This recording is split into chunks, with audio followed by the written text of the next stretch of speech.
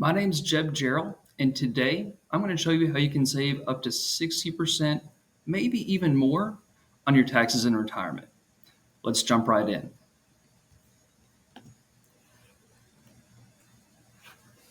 I'm going to start by illustrating the problem. And the problem is, in retirement, most folks end up paying way too much in taxes, and they do it because of things that are essentially out of their control. If you look on the screen, you can see that at age 75, this is John and Jane Smith, and I'll be referring to them throughout the rest of the day. But their income jumps substantially. They go from being in the 12% tax bracket to, by the end of retirement, they're in the 35% tax bracket. That's a huge jump. And that's all driven by one big cause. What's that cause? Required minimum distributions. This is the components of their tax. This is the components of their income during that time frame. And you can see, just for background, so you should know about John and Jane Smith, they are 60 years old. They were born in 1964. They are about ready to retire, and they're looking forward to enjoying life. And they're figuring out, hey, how do we minimize our taxes in retirement? Just so you understand, for all the numbers that this is based on, between the two of them, they have $2.5 million in their pre-tax IRAs. They also have $500,000 in taxable investments. So that's where these numbers are coming from, and that's where the projections are coming from. So looking at their tax components, looking at where their actual income is coming from, you can see that the little blue line, the light blue line, is staying pretty consistent throughout their entire retirement. There's not a lot of changes there. But the big jump is at age 75, RMDs kick in. RMDs are required minimum distributions. And these are the biggest problem that I see for many, many retirees. Because if you're like many retirees, you've saved well, you get to retirement, and you might have a pension, you have Social Security, you probably have some income on the side, whether that's taxable investments, whether that's real estate, whether that's any number of things. And many people delay taking distributions from their IRA because they look at it and say, if I take money out of that now, I'm going to be paying taxes on that now. So they push it off, and it's totally understandable because many people say that they just don't need it right now. And that's great until you hit RMD age, because once you hit that age, it could be 72 or 73 for most folks. If you turn 75 after 32, then it's going to be age 75. But if you're in that age range, that's when the IRS starts to say, all those years you contributed pre-tax and you got those tax deductions, and then it's grown tax-free since then, or tax-deferred. Now we want to get a little bit back out of that. We don't want you to let that grow forever and then just pass it on to your kids. We want to make sure that money is taxed at some point. And so they do that by setting up required minimum distributions. And essentially that's saying, based on the value of your account on the previous year's the previous value as of December 31st of the last year, you have to take out a certain percentage of your account each year. That percentage varies by age. There's a whole chart. I've got part of it over here. There's a couple different tables, but essentially at age 72, they start out and say you have to take out 3.6% of your account each year. And then that number goes up every year. And if you live till 95, you're going to be taking out almost 12% of your account every year. So you can see that it's kind of a compounding issue, that the first couple of years in retirement, it isn't necessarily huge, but if you're taking out 3.6% each in the first year and your portfolio did 6 or 7%, it's going to continue to grow. And so that next year, not only do you have to take out 3.8%, but you have to take out 3.8% of a portfolio that is even bigger than it was the year before. So the problem gets bigger and bigger as you go through retirement.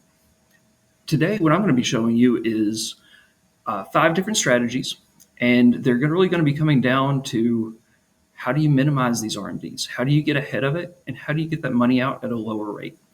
Because really, there's only one way that you can get around an RMD. The government requires them. If you don't take your RMD, they have a 50% excise tax, and nobody wants to pay that. So, going through, there are three principles that I use when I'm trying to lower taxes, and they're pretty simple. The first is pay your taxes when your rate's the lowest, because it's better to take money out when you're going to be paying 10% taxes on it, paying taxes at a 10% rate, versus taking money out when you're paying a 35% tax rate. Next up, you want to fill up your lower tax brackets because tax brackets grow, right? They go 10%, 12%, 22, 24. So you want to make sure you get the most out of your lower tax brackets. And then finally, you want to maximize your deductions. For some people, that means take the standard deduction. For others, that means they can itemize their deduction. And I'll jump more into that here in a minute. So, looking at paying taxes when your rates are lowest, I think this is a pretty intuitive chart, but this is just a pretty standard. I just put it together as income tax brackets for a very typical retiree. And what you'll see is the first 2 years, the person's still working from 60 to 62. So they're in the 24% tax bracket. But there's a gap there from age 62 to age 66, 67, depending on when they begin taking Social Security, that they're actually still in the 10% bracket. So they've got a gap there. That's an opportunity. And then throughout the rest of retirement, their tax bracket, they go back up, and then it continues to grow. So what you want to do is make sure that when you have that gap between when you retire and when Social Security and other income kicks in, you want to take advantage of that. That's the biggest thing here. Next up is filling up your lower brackets completely. Like I said, taxes are progressive. They start out on the low end, you fill up the 10% bracket, then you go, the next amount goes into the 12%, and then so on and so forth.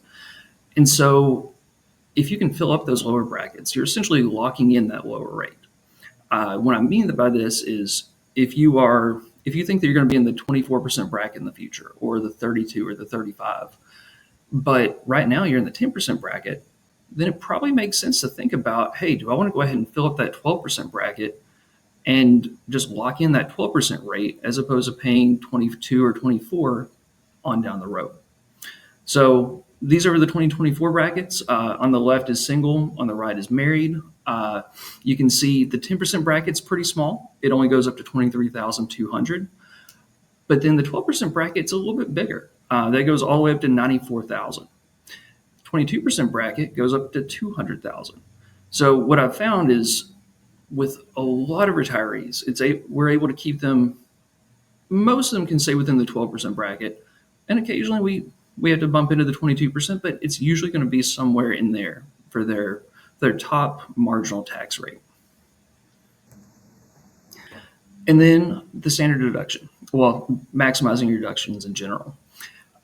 Since 2017, with the Tax Cut and Jobs Act, the standard deduction changed. Pre-2017, you had deductions, you had exemptions. There's a whole lot of things going on there, and it got simplified in 2017. You probably noticed that. I'm sure you've noticed at this point that the standard deduction went way up. It really doubled at that point. So now, if you're married filing jointly, your standard deduction is $29,200 per year. If you're over 65, you get an additional $1,550 on top of that if you're married again. If you're single, it's $14,600, and then you get an additional $1,950 if you're over 65. So what I've found is many retirees should take the standard deduction. It's pretty straightforward, but it's because if they don't have enough deductions to itemize, and it's really common that they don't, because it's hard to itemize these days. State and local taxes are capped at $10,000. Most retirees don't have a mortgage, so they can't deduct their mortgage interest. And then later on in retirement, I've seen that more and more retirees are able to itemize because of their healthcare expenses. But early on, that's usually really tough. So you do want to make sure that you're running your numbers both ways, but you also want to make sure that you are being really tactical about if you're going to itemize more deductions in 1 year and actually take the itemized deductions for that year. And then in the rest of the years, or maybe it's 1 out of 5 years that you itemize, and then the next 4 years, you just take the standard deduction. But either way, you want to make sure that you're thinking about this when you're thinking about your tax planning. So here's just the example. Like I said, talking about John and Jane Doe. This is the big difference between tax planning and not tax planning. On the left, you can see this is if they implemented the strategies that we're going to talk about, they're going to end up with $7 million more by the end of their retirement. And even bigger than that is they're going to go from none of that is tax free to almost half. Well, 43% of that is tax free. That's going to be in the Roth bucket. And so it's a pretty big difference. That's what we're going for here. That's our goal, is to have more wealth and have more wealth after taxes. And then just a quick primer on income taxes and capital gains. So you can see the chart here showing showing the ordinary income tax rates. This is any kind of W-2 job that you have. If you have just short-term capital gains, they're also taxed as ordinary income. All that falls into the higher rate. But because the IRS incentivizes us to invest, they actually have preferential rates for any kind of long-term investment. And that's where the capital gains tax rate comes in. The biggest takeaway here is from if you are in the 10 or the 12% bracket, ordinary income tax bracket, your long-term capital gains rate is zero. And we're going to come back to this later, but just know for now that long-term capital gains kick in anytime you've held something for longer than a year. So we'll come back to this. The 5 strategies that I'm going to talk about today are Roth conversions, asset location, qualified charitable distributions, taking advantage of the 0% capital gains rate that I just mentioned, and then gift bunching using donor advised funds. And these can be broken down in a couple of different ways. Roth conversions are the most powerful tool you have in tax planning for retirement. They don't work for every single person. I've ran across 2, maybe 3 clients that the numbers didn't really make sense. But for the vast majority of retirees, especially if you're on the younger end of the spectrum, if you're in your late 50s, early 60s, they can be really, really powerful. Then the rest of the options are, I would say, they're supporting. They're not quite as powerful, but you can often pair them with Roth conversions to make your dollar go even further. So first up, what is a Roth conversion? The simplest way to explain it is you are taking money from your pre-tax account, whether that is a 401k or it can be a traditional IRA, rollover IRA, simple, SEP, any of the above, and you're moving it to your Roth IRA or Roth 401k. When you do that, you're paying taxes on it. So if you take out $10,000 and you move it over, at the end of the year, you're going to receive a 1099 from whoever your custodian is, and it's going to say that you had $10,000 in income that year. It's going to be ordinary income, and you're going to have to pay the taxes on that. But going back to the benefit, if you can get that $10,000 out and pay 12% taxes on it, it's a whole lot better to get that out and let that money grow tax-free in your Roth account versus keeping it in the pre-tax where it's going to grow and they're going to have even more taxes on it on down the road. One of the biggest questions I get is, when should I start converting to a Roth? Does it make sense to do that while I'm working? Should I wait till after I'm retired? Should I wait till I'm later, even past that? And this is, again, John and Jane Doe. This is their spending. This is their income, actually. And you can see there's a pretty big sweet spot between age 62 when they actually retire. You can see their income drops precipitously. And age 75 when really age 73 when their RMDs fully kick in. So during those years, they're either at the 10% bracket or they're in the 12% tax bracket. But they go from the 12% at age 75 to really midway. Half of their income is going to be taxed in the 22 and 24% bracket, the 22% brackets. So it's a really big jump. So their opportunity here, when they should convert, is between age 62 at retirement and age 72 or 73 when RMDs begin. That's the sweet spot. And as far as the timing goes, there's, the strategic question is, when should they do that in retirement? And the tactical question is, when should they do that within the year? Some folks like to convert January 1st, January 2nd, because they want that entire year for that money to grow tax free. And mathematically, that's totally fair. Uh, I've found that in financial planning, often there's a mathematical answer, and then there is the optimal answer that actually takes into account human behavior, because there's a whole lot that goes into that. And so, mathematically, as early as you can. But for me and for my clients, I prefer to do it usually right around Thanksgiving, early December. And the reason why I do that is at that point in the year, you pretty much know what your income is going to be. And so you can look at what your income is for that year. You can look at what Social Security you have. You can pretty well know what capital gains distributions you might have from any taxable mutual funds, anything like that. And you can know any other income that you have coming in the door. And you can estimate and see where are you as far as the various tax brackets go. And so for me, when I'm doing this, I think it makes more sense to wait to the end of the year, because then you have a really solid idea. You don't have to go back at the end of the year, and you can convert and then reconvert back at the end of the year. But honestly, that's a hassle. And when it comes to personal finance, if you know about the Pareto principle, the 80-20 rule, you're going to get 80% of the benefit from doing 20% of the work.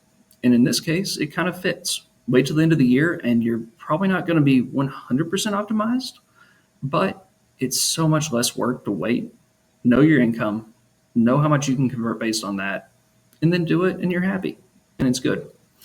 You do need to make sure that the actual conversion is done by December 31st, because if you wait till after December 31st, it's the following tax year, and it doesn't work anymore.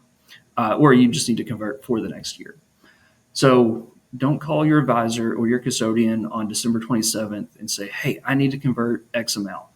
They might be able to get it done, but there's a lot going on in that week between Christmas and New Year's, so I wouldn't wait that long. And then just one other note, that if you are under the age of 59 and a half and you have pre-tax money, you want to go ahead and make a conversion. I see this a lot for early retirees, that they're 52, 55, 57. They know that it makes sense to go ahead and convert. But the one thing you need to take into account there is, if you are converting from pre-tax to post-tax before you turn 59 and a half, the money for those taxes can't be or shouldn't be withheld from the conversion amount. And what I mean by that is, if you're over 59 and a half and you want to convert $100,000, you can say convert 100,000, withhold 20% for federal taxes, 5% for state, whatever those numbers are, and then they'll convert 75,000, deposit that into your Roth. 20,000 will go for federal tax withholdings. 5% will go for state withholdings. If you're under 59 and a half, that amount that you actually have withheld for taxes is considered an early withdrawal. And on early withdrawals, there's a 10% penalty. So it's pretty easy to stay away from that. Just know that if you were going to make a conversion prior to 59 and a half, you need to have the money to cover the taxes in a taxable account, in a savings account, just somewhere outside of your Roth IRA. So just something to keep in mind. And then how much should I convert? Because really, Roth conversions come down to when and how much. This is a really personal question, and it depends on your personal situation. Big rules of thumb, I would say almost always fill up the 10% and 12% buckets. But you probably need an actual tax projection beyond that, because for a lot of folks, it can make sense to fill up the 22% bucket, even the 24% bucket at times. Because what I see is, the longer you wait, if you start Roth conversions at 65 or 67, you have a more compressed time frame to get those taken care of, because you've got RMDs kind of staring you in the face. And so at that point, it makes sense to bump up into those higher brackets. Whereas I've worked with some folks that were in their 40s, and honestly, we were keeping everything in the 10% bracket, because they had so many years. They had 15 years. Well, I mean, really, they had almost 20 years before they had to worry about RMDs. So we could really spread it out over that and keep it in a really low bracket. So just typically, if you're 60, 62, 65, definitely default to the 12% bracket, but then look and project out what you expect your RMDs to be on down the road. And you can see, do you need to go further than that or not? The second strategy that I want to talk about is asset location. And this is something that's not talked about a lot, but it really should be because it makes a really big difference. You've probably heard about asset allocation, which is really it's a risk thing. It's saying, how much of your money should be in stocks, how much should be in bonds, how much risk do you want to take in your portfolio? And that's not what I'm talking about right now. Asset location instead is all about taxes. And it's really pretty simple. It's saying, do you want to put your more tax advantage, more tax efficient investments in a different account than you want to put your less tax advantaged investments. So in our case, you can look at the chart on the right, and you can see this kind of shows you from most efficient to least efficient. What I mean by this is bonds, for instance. If you have corporate bonds or if you have federal treasury bonds, they're not really tax efficient because they throw off income every year, and that income is taxed if it's in a taxable account, right? And so not super tax efficient. So it makes sense to put those, if you look in the green, those are going to go into the tax deferred buckets typically, in either 401k or an IRA, something along those lines. On the other hand, if you have high growth stocks, say you have an ETF that is all NASDAQ growth stocks, it's probably not throwing off a dividend because most of those companies don't pay dividends. And because it's an ETF, it's going to be really pretty tax efficient. It won't have capital gains distributions at the end of the year. So for that, that's a time when you would want to put that into your taxable account. And you put that in the taxable account because you want it to grow as fast as possible over there. And then later on, when you sell it, you get the benefit of the capital gains tax rate. So it all kind of comes together. And then the tax exempt bucket, that's talking about your Roth IRA. And this is also a place to put your higher growth assets. So really, going from top to bottom, big picture, for most of my clients, I put bonds in 401 in the IRA or 401k. I put stocks in Roth and traditional IRA, Roths in. Let me slow down. I put stocks into Roths and taxable accounts, and this is really just so that we can get more of the growth in a lower tax environment, in a lower tax account. Whereas bonds, because you need bonds, we put those in an account where they're going to grow a little slower, and that's also going to help with RMDs on down the road because that account won't grow quite as quick. But looking big picture, if you're saying overall your portfolio, including all of your accounts, is still matching whatever asset allocation you wanted originally. So I guess that's the only time I'll mention asset allocation in this.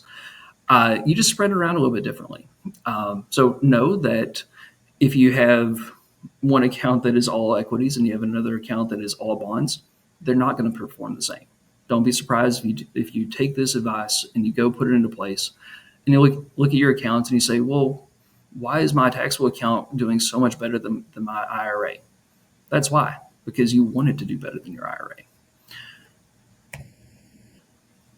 As a part of this, this goes into finding the most tax efficient investments that you can use. And direct indexing is one of my favorites to fit into the really super tax efficient investments. What is direct indexing? Essentially, it is taking an ETF or an index, any kind of index, and instead of owning one basket that has all those stocks, you're actually going to hold each of those stocks individually. And what that can mean is if someone bought SPY, which is just a S&P 500 ETF, right? It holds all 500 stocks in the S&P 500. You can direct index the exact same index. You can hold all of those stocks that are already in that portfolio, but you hold each of those individually. And you're probably wondering, hey, why would I want to do that? What's the benefit to have that many positions in my portfolio versus just having one ETF? And the biggest benefit there, there's a couple, but the biggest benefit is tax loss harvesting. Tax loss harvesting is when you sell your losers, sell the stocks that are down, that they have a loss on, and you use those losses to offset your gains. So essentially, you can be a lot more selective if you have 500 individual positions versus holding one ETF. Because with direct indexing, the entire index can go up, but you're still going to have some stocks that are down in that index. You can sell some of those stocks that are down and use that to offset the gains. So you have the same overall return, but you have lower gains, lower taxable gains within that. It's a really big deal. This only works for taxable accounts. I should mention that as well. Because if you have a 401k, if you have an IRA, of course, those are tax deferred. So you can't take losses in those accounts. But if you have a larger taxable account, this can be a really valuable tool. One of the places that I've used this is I had a client who had a very large taxable holding, and it had a ton of capital gains built into it.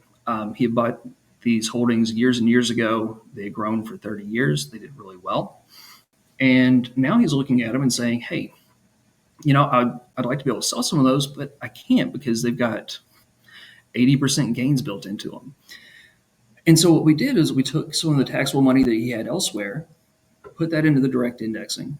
We were able to take the losses generated from the direct indexing and actually use that to offset selling some of the really highly appreciated holdings they had elsewhere.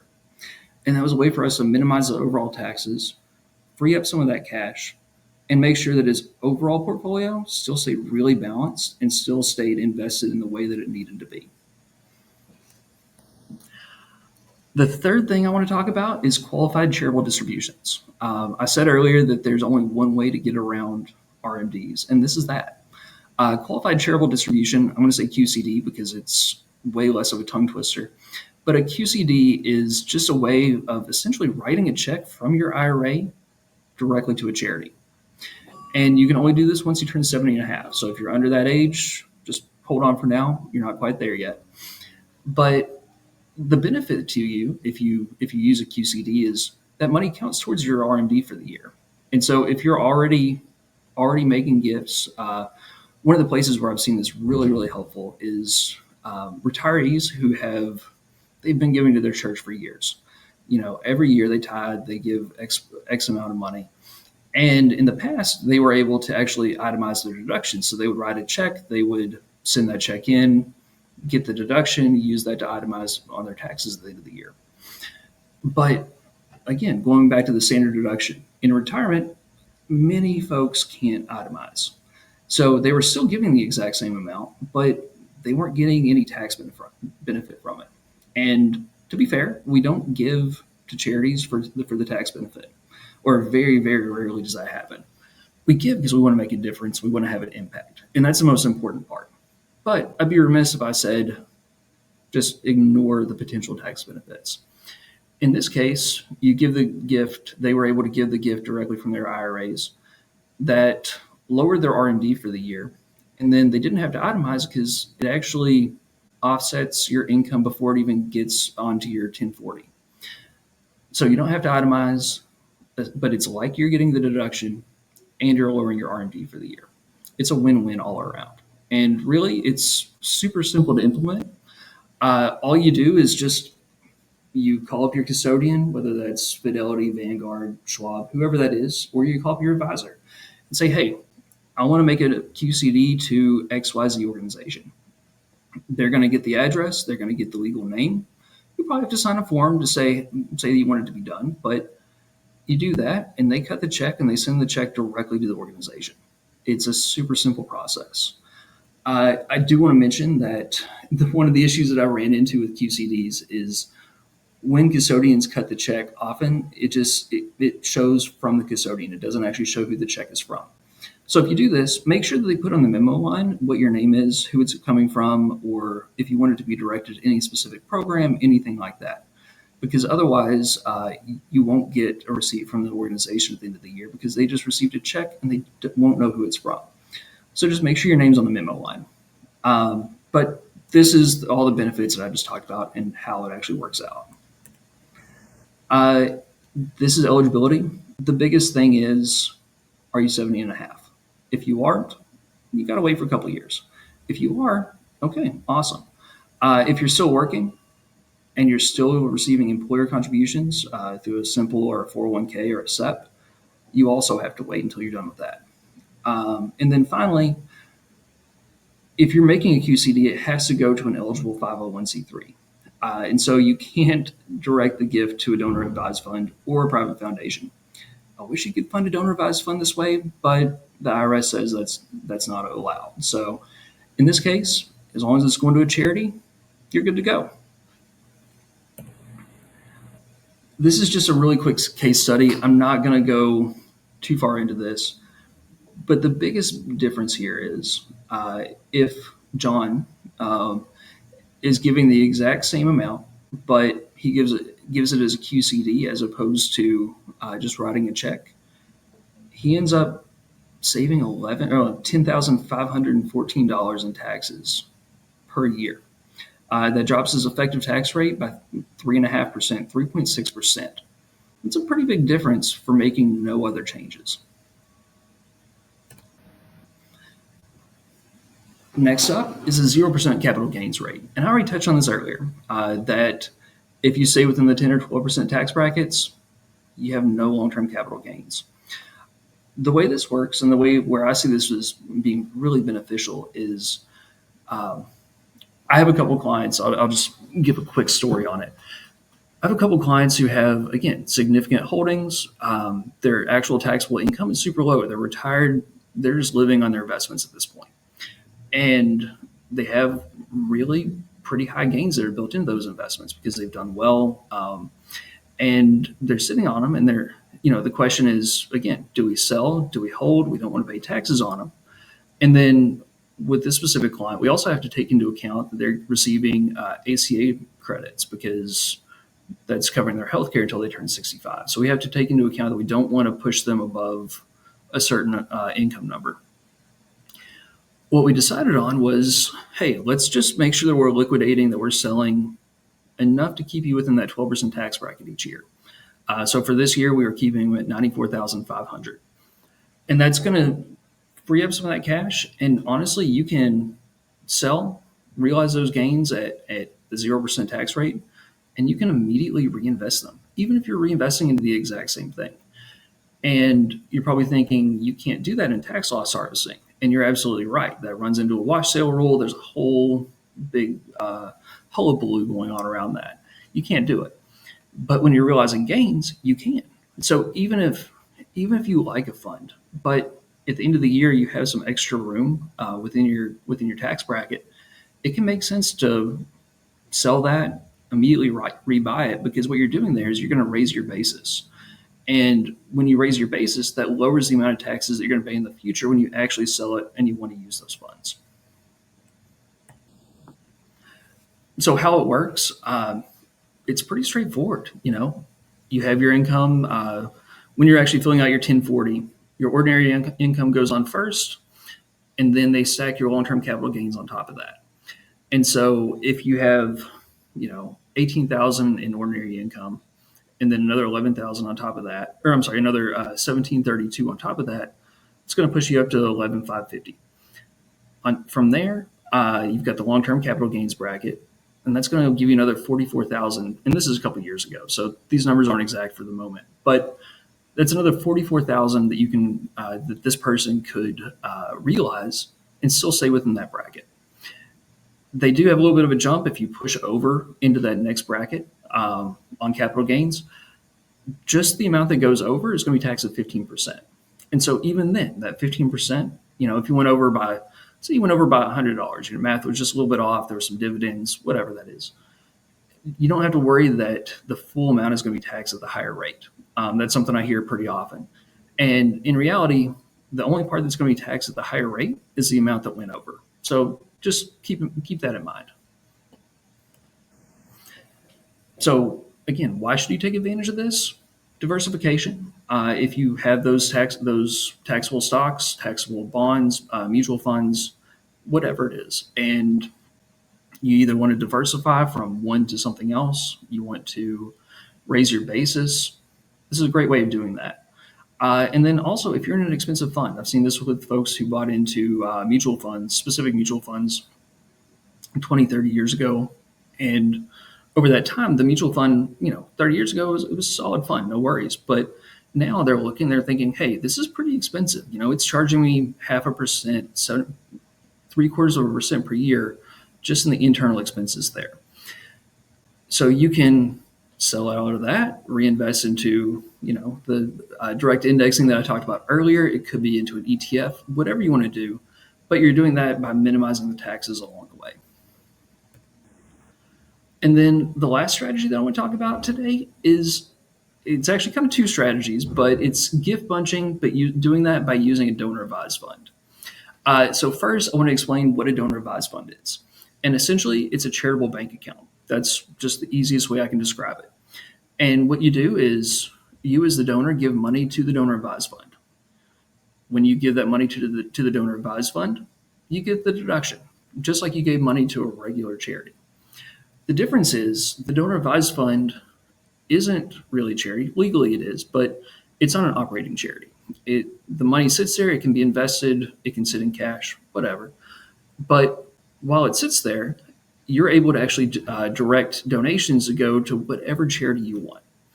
And so you're able to use this to make a donation this year, let it sit there, be invested for however long, and then you can direct that donation to your church or to your favorite FFA or to any organization that you want. And so gift bunching is going back to the idea that many retirees can't itemize their deductions, but they're still charitable. What you can do is you can actually bunch your gifts. Say you're giving every year, right? Say right now, I'm going to use really round numbers. The standard deduction is $30,000 and you're giving $10,000 per year. If you do that every year, you're going to miss out on the deduction because you're not close enough to actually justify the deduction, justify itemizing. But on the other hand, if you said, hey, I've got this stock, I've got an appreciated stock, I've got, whatever you want to give to the organization. And I can go ahead and put all those, I can take the next 3 years, 4 years, 5 years worth of gifts, make that this year, take the deduction, and then I'll itemize for the next however many years. That's gift bunching. You're just speeding up the process of all those annual gifts. And if you use the donor advised fund, you can make all those gifts into the donor advised fund. The donor advised fund will hold the money until you're ready to actually distribute it. So going back to 5 years worth of gifts, you can put all 5 years into the donor advised fund and get the deduction then. Use that on your taxes. You're good to go. You're getting the benefit. But you can go back to the donor advised fund and you only have to give. You don't even have to, but you can direct the donor advised fund to still give that organization $10,000 every single year. So the organization is not going to see any difference. They're not going to have any changes to their cash flow there. They're just going to see that you're still giving $10,000 per year. And that's all this chart is showing. That on the left, this is if you weren't using gift bunching. No matter if you're giving $9,000 per year, you have $8,000 per year in mortgage interest and $10,000 in state and property taxes, you're still not able to actually justify itemizing your deductions. But on the right, this is with gift bunching. This is saying out of every 3 years, one of those years you're going to make a larger gift, and then the other two you're going to take the standard deduction. You're giving the exact same amount, except for you're giving $27,000 in year 1 and year 4, as opposed to $9,000 each year. And the benefit is, if you look for those amounts in the year 1, year 4, that's above the line, that's the actual extra deduction that you're receiving because you were using gift bunching. And one of the best places, if to bring in a third kind of wrinkle to this, that you can do is going back to appreciated stocks, appreciated securities. I've seen this with folks who worked at UPS. They worked at UPS for 40 years, and now they're sitting on UPS stock, 6 figures worth of stock that has a really low basis. And again, they would like to do something with it, but because of the low basis, they'd incur a pretty darn big tax bill if they started selling it. What they can do is, and what they have done, is actually gift that stock directly to the donor advised fund, because you can do that. You can give appreciated securities, you can give land, you can give any kind of real estate, you can give art, antiques. They're really super flexible. And so they gave the stock, and they got the donation value of whatever the fair market value was on the stock on the day of the gift. They didn't have to sell the stock. So they didn't have to sell the stock and then gift the cash, because if you do that, you're still going to have to worry about capital gains. In this case, they gifted the stock, they got the full deduction, and then they didn't have to worry about the long-term capital gains. So this is a really, really good strategy, and I think a lot of people will be better served if they took advantage of this.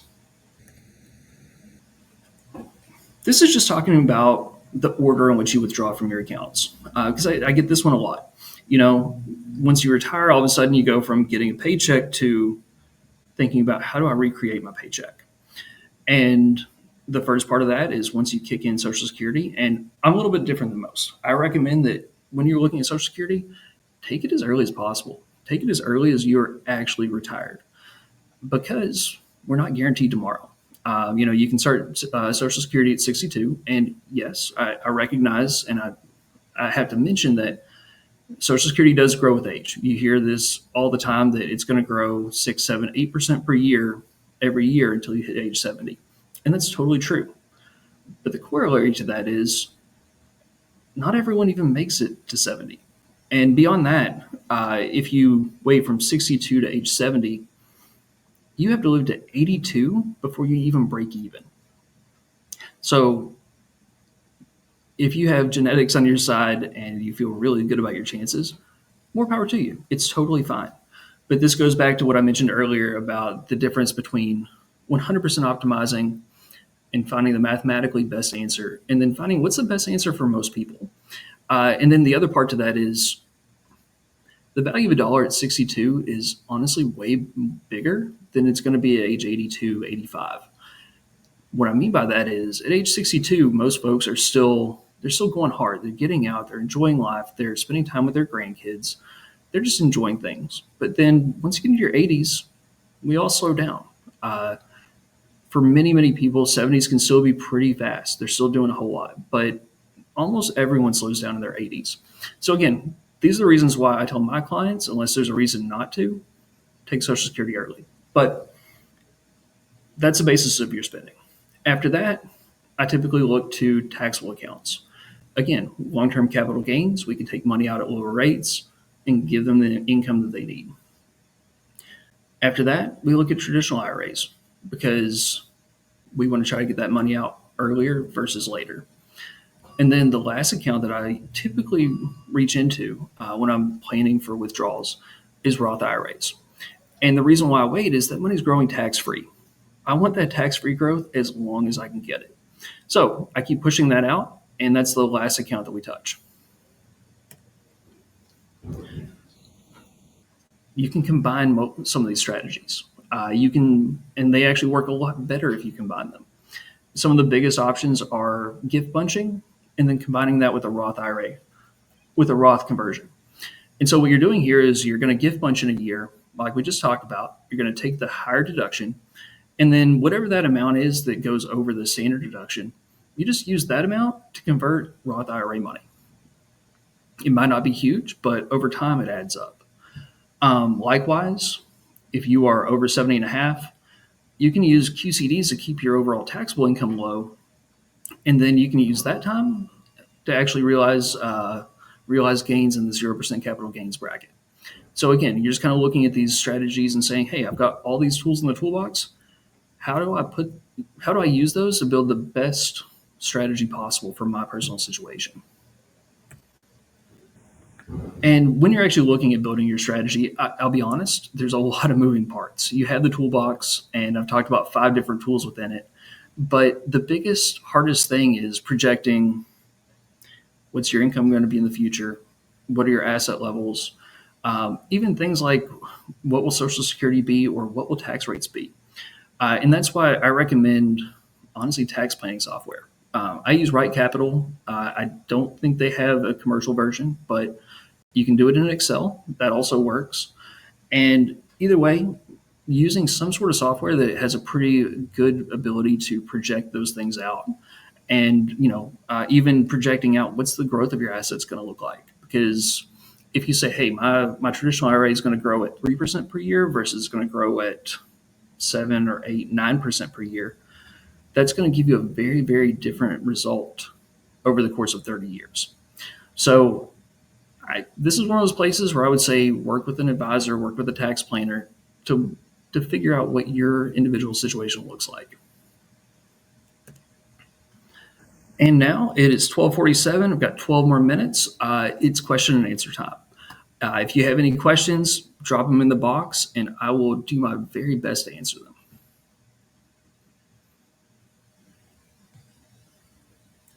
Let's see.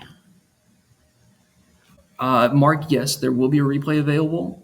This is all recording right now, so I will send out the recording after after everything's finished.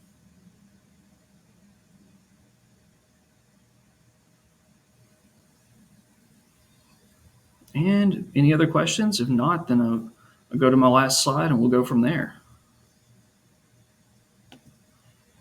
Doesn't look like it. So I'll just throw this out there because I'd be remiss if I didn't. If you went through all this and you said, hey, all that sounds great. That's something that I really do want, but I don't think I want to do it myself. Then I'm happy to help. My process is pretty simple. Starts out with an introductory call. It's a 30-minute call. Sit down. It's a chance for you to get to know me, for me to get to know you, and just to see, hey, is there some synergy there? Does it make sense to go deeper in the conversation? Second part is an information request. That gives me the information that I need to begin building out your plan. Typically, I start out with tax returns from the last year, sometimes 2 years, and then just looking at account statements so I know, hey, this is where you are. And from our conversation, the introductory call, I know this is where you want to go. I'll build out the basis, the skeleton of a plan, and we'll go through the draft meeting. And I'll go ahead and tell you, my plans never go out of draft because it's a living, breathing document that needs to be updated every year because things change. In the draft meeting, we go through and it's a really collaborative process. And that's when you say, I like this section, I don't like that, or what would happen if I change these variables? Because that makes such a big difference. And at the end of the day, this is your plan, not mine. The final draft is the fourth part, and that's when you really get to look and say, okay, I'm 62 now. I want to be retired in the next year. What do I need to do in the next year to get to that point? And then what do I need to do after I retire until RMD age to really take advantage of that? We'll go through that. We'll cover your retirement analysis, the tax planning, we'll look at your estate plan. We'll also look at healthcare needs because it's also one of the big questions for folks who retired at age 62 or 59. How do I cover my healthcare until Medicare kicks in? And we'll go through all that. And at the end of it, you're going to get your plan. There's two parts to the plan. The first is the executive summary. That's 1 or 2 pages, and it's the high-level overview. And that's really that's the meat and potatoes of it. This is the actual recommendations that I give for how you can get where you want to go. The second part is the online version, and that's the actual tool where you can go in, you can play around with the numbers yourself and just see, hey, if I did X, Y, Z, how would that affect things? The last part is if you want to move forward, that's when you become a client. And that's right, I do all the rest of it for folks that aren't clients. I don't charge for that. It's a free service that honestly I think it provides a lot of value. And I found that after folks go through that, they usually say, hey, I like it. Let's move forward. I want to work with you. If you do, awesome. And that's when we begin the client onboarding process. If you don't, that's totally okay. But if you have any questions about this, shoot me an email, jeb@plentifulwealth.com, or you can just send me a message on here, and I will be happy to reach out after this and set up your introductory call. But that's all I have for today. And I will let you all get on with your day and have a great Friday.